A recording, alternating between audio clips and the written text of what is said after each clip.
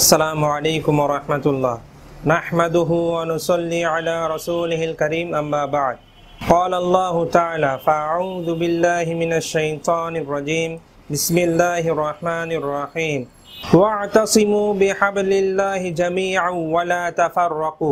ইসলাম একতাকে পছন্দ করে এবং আল্লাহ সুবহানাহু ওয়া তাআলা চান যেন সকল মুসলমান একসাথে ঐক্যবদ্ধ থাকে, কারণ একতাই বল, একতাই শক্তি। ইসলাম একতায় বিশ্বাস করে, তাই আল্লাহ সুবহানাহু ওয়া তাআলা পবিত্র কোরআনে ইরশাদ করেন ওয়া'তাসিমু বিহাবলিল্লাহি জামিআ, যে তোমরা সকলে মিলে আল্লাহ সুবহানাহু ওয়া তাআলার রজ্জুকে শক্তভাবে ধরো, ওয়া লা তাফাররাকু, এবং পরস্পর বিচ্ছিন্ন হয়ো না, কারণ বিচ্ছিন্ন হয়ে গেলে বল শক্তি কমে যায়।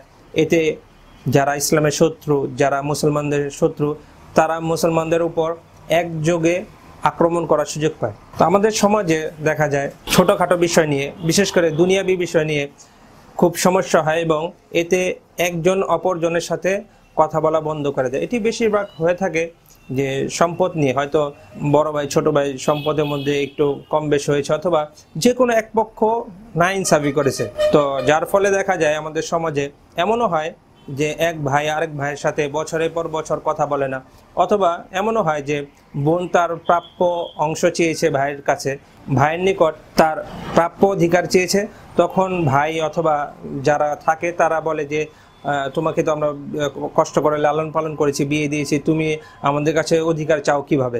আর যদি তোমার যদি অধিকার নিতেই হয় তাহলে আমাদের সাথে আর কোনো সম্পর্ক রাখতে পারবে না, আমাদের সাথে সারা জীবনের জন্য সম্পর্ক ছিন্ন করতে হবে। অথচ এই বিষয়টি সম্পর্কে অবগত নয় যে কোন বিষয়ের ক্ষেত্রে কোন ক্ষেত্রে সম্পর্ক ছিন্ন করা যাবে, আর কোন বিষয়ের ক্ষেত্রে সম্পর্ক ছিন্ন করলে গুনাহে কবিরা হবে, মারাত্মক গুনাহ হবে। আসুন আমরা হাদিস থেকে জানার চেষ্টা করি যে এক মুসলমান ভাই অপর মুসলমান ভাইয়ের সাথে দুনিয়াবি কারণে, দুনিয়াবি স্বার্থে কতদিন কথা না বলে থাকতে পারবে এবং কথা বললে কি ফজিলত।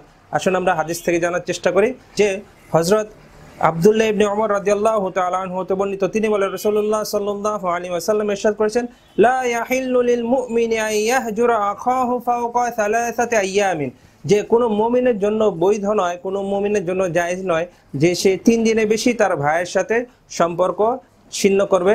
এটি মুসলিম শরীফের হাদিস, হাদিস নম্বর 6428। তো আল্লাহ নবী সাল্লাল্লাহু আলাইহি সাল্লাম আমাদেরকে একটি মূলনীতি বলে দিয়েছেন যে যদি দুনিয়াবি কারণে অথবা কোনো একটি কারণে পরস্পরের মধ্যে অনাস্থা অথবা ঝগড়াঝাটি সৃষ্টি হয়, কারণ পাশাপাশি একসাথে থাকলে একটু ঝগড়া হয়, যে কোনো কারণে হোক, যেহেতু পাশাপাশি থাকলে মানুষ সবার ফিতরত, সবার স্বভাব একরকম নয়, তাই পরস্পর থাকলে কোনো একটি কারণে দ্বিমত হওয়ার কারণে ঝগড়া অথবা একটু মন কষাকষি হতেই পারে। এই ক্ষেত্রে হলো করণীয় কি, আল্লাহ নবী সাল্লাল্লাহু আলাইহি সাল্লাম আমাদেরকে কঠোরভাবে বলেছে এই বিষয়টি মোটেও বৈধ নয় যে দুনিয়াবি কারণে এক মুসলমান অপর মুসলমান ভাইয়ের সাথে 3 দিনের অধিক সম্পর্ক ছিন্ন রাখবে। অথচ আমরা দেখতে পাই আমাদের সমাজের এই অবস্থা তো খুব ভয়াবহ, যে শুধু 3 দিন নয়, বছরের পর বছর ভাইয়ের সাথে আপন ভাইও কথা বলে না, হয়তো জায়গা সম্পত্তি নিয়ে বিরোধ অথবা কোনো একটি কারণে বিরোধ হয়েছিল, সে বছরের পর বছর ভাইয়ের সাথে কথা বলে না।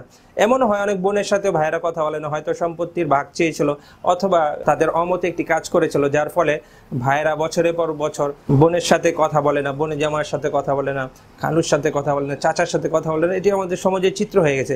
এই জন্য আল্লাহ নবী সাল্লাল্লাহু আলাইহি সাল্লাম আমাদেরকে বলেছে যে 3 দিনের বেশি কথা না বলে থাকা কখনো বৈধ হবে না। অপর হাদিসে আছে নবী করিম সাল্লাল্লাহু আলাইহি ওয়াসাল্লাম ইরশাদ করেছেন কোন মুসলমানের জন্য বৈধ নয় যে 3 দিনের অধিক তার ভাইয়ের সাথে সম্পর্ক ছিন্ন রাখবে। যখন তাদের পরস্পরের মধ্যে সাক্ষাৎ হয় তখন একজন একদিকে মুখ ফিরে রাখে, অপরজন অপর পাশে ঘাড় ফিরিয়ে রাখে, তবে তাদের মধ্যে সর্বোত্তম সেই যে সর্বপ্রথম সালাম দেয়। এটি মুসলিম শরীফের হাদিস, হাদিস নম্বর 6426। তো এই হাদিস থেকে এটি প্রতীয়মান হয় যে এক মুসলমান অপর মুসলমান ভাইয়ের সাথে কথা বন্ধ করে দেয়া, দুনিয়াবি কারণে কথা বন্ধ করে দেয়া, এটি মারাত্মক পাপ, গুনাহে কবিরা। তবে আমাদের সমাজের চিত্র সম্পূর্ণ ভিন্ন। আমরা দেখতে পাই সম্পদের বিষয়ে, পার্সোনাল বিষয়ে অথবা ছেলে পেলে বিষয়, অর্থাৎ 2 ভাই ঝগড়া লেগেছে, ঝগড়া লাগলে দেখা যায় একটু হাতাহাতি হয়েছে, তো এই কেন্দ্র করে, ভাতিজাদের কেন্দ্র করে, ভাইকে ছোট ভাইদেরকে কেন্দ্র করে ভাই ভাই কথা বন্ধ হয়ে যায়, আরও বিভিন্ন বিষয়। ঠিক একইভাবে যখন বোনেরদের এমনটি হয়, যখন বোনেরা কোনো বিপদে পড়ে ভাইদের কাছে সম্পদের অংশ চায়, তখন ভাইয়েরা বলে যে তোমাকে তো আমরা কষ্ট করে লালন পালন করেছি, পড়াশোনা করিয়েছি, এখন তুমি ভাগ চাও কী করে? যদি তোমার ভাগ নিতে হয় তাহলে আমাদের সাথে সম্পর্ক তোমাকে চিরদিনের জন্য ছিন্ন করতে হবে। তো এই ধরনের কর্মকাণ্ড আমাদের সমাজে অহরহ ঘটে। এই জন্য আমাদেরকে বুঝতে হবে যে সামাজিক বিশেষ করে পারিবারিক যে বন্ধন, আত্মীয় স্বজন যে বন্ধন, এর গুরুত্ব ইসলামে অপরিসীম। এই জন্য হাদিস শরীফে রয়েছে যে আত্মীয়তার সম্পর্ক ছিন্নকারী জান্নাতে প্রবেশ করবে না। কত কঠোর হুঁশিয়ারি এসেছে। এই জন্য আমাদের পরস্পরের সম্পর্ক ঠিক রাখতে হবে, পরস্পরের প্রতি ভালোবাসা সৌহার্দ্য রাখতে হবে। একটি মাসালা আমাদের কাছে প্রায় আসে, অনেকে বলে যে আমরা তো আত্মীয়ের সাথে সম্পর্ক রাখতে চাই কিন্তু তারা আমাদের সাথে সম্পর্ক রাখতে চায় না। সেই ক্ষেত্রে আমাদের করণীয় কি?